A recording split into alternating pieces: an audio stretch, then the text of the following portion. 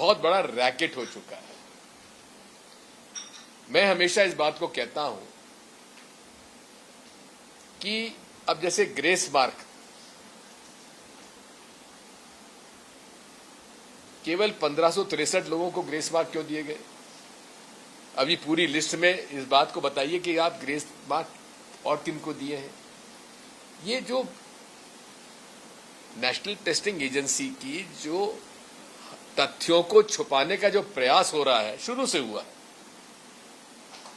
अगर यही बात वो शुरू में स्वीकार कर लेते, जबकि बिहार में एफआईआर दर्ज हो चुकी थी, इनकी थर्ड पार्टी जो जांच करने गई थी उसने कहा कि साहब 180 सेंटर्स पर तो सीसीटीवी कैमरा नहीं थे, जहां प्रश्न पत्र रखे हुए थे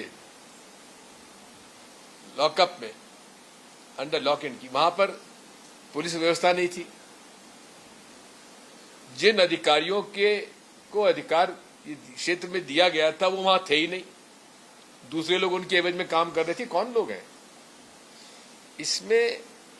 ये जिस प्रकार से कोचिंग सेंटर्स में होड़ लगी हुई है टॉपर की, ये भी एक बात आती है। अब जैसे